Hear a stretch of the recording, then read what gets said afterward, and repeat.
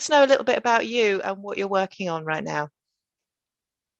Sure. So I'm Kai. I use they, them pronouns. I am an inclusivity consultant slash advocate, primarily in the wedding industry ceremony space. I'm also the co-founder of We Are Queer London, which is a community space and hopefully a community interest group very soon for queer people to find new friends in a way that is accessible to them. So it's essentially a buddying up system. So if I want to go to the theatre and I'd like to have a group of 2 or 3 people, we will try and facilitate bringing those people together to go to the theatre, or we put on bigger events like Climbing Snowdon is something I'm in the midst of planning as we speak for 32 people. So yeah, it's a little bit of helping small businesses and a lot of bringing community together and enjoying being in the community myself as a queer and binary person. Yeah, it's such a fantastic initiative. I really, really loved finding out about it. What a great resource. I also love your inclusivity guide that you have as a great resource, which is available for free. You're not even asking for people's email addresses, and it's a collaborative project which covers everything. It covers such a range of protected characteristics and not only talks about the wedding industry, but industries at large.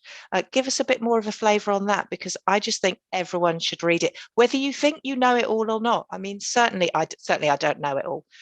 It helped me to reframe some of the stuff that I describe, for example, people asking me what's the difference between sex, sexuality and gender. And it's just really good to have a different way of describing those sorts of things that you might need to change how you describe things to different people. Sure.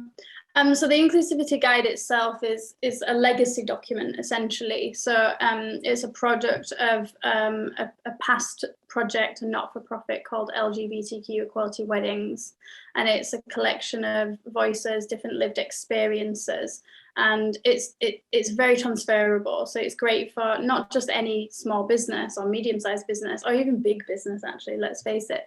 It's really good for individuals, and I know that some wedding celebrants or wedding photographers have downloaded it and then given it to their dads, in the deep depths of Wales or the Highlands, and it's just helped them feel a bit more comfortable with certain terminology. But also I think what we've tried to do in this document is anticipate people's fear about trying to open their minds to different lived experiences across the intersections, and just kind of come together as a community of people who are learning and who will make mistakes, and just celebrate the fact that when we do make mistakes, we can be compassionate with each other and focus on the collective goal. So it's a document now, because the project has ended, that is available for free. And like you say, there's no email address because a lot of labour and work has gone into that. We wanted to continue to make it accessible. So it can be downloaded directly from my bio on Instagram, which is at the.career.queer. And actually, I didn't get to mention this in Clubhouse, but I have promised a new iteration of the guide in 2023. So I will be including a section on how to bring in ethical non-monogamy and polyamory into the ceremony spaces. So essentially, I'll be condensing what we've just discussed in Clubhouse into a new chapter of the guide next year.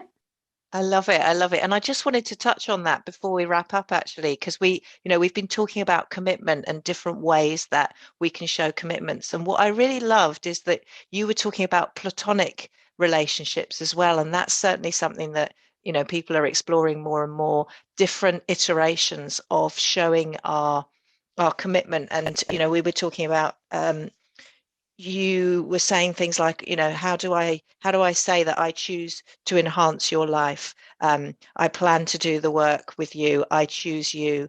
I choose connection, and that leads to joy. So I really like how it's available to us. Where would you like the world to be on commitment ceremonies? What would be your magic wand? My magic wand. I think I'd love people to know, because it's so heavily marketed, that commitment isn't limited to romantic commitment.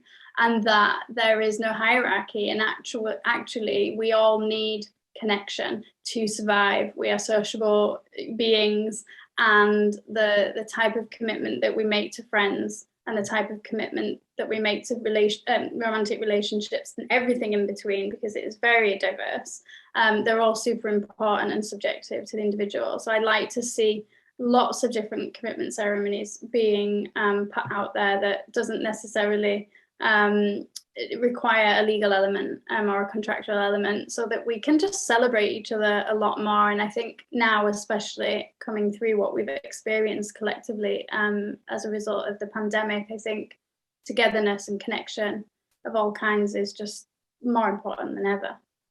Yeah, I agree. Let's celebrate each other.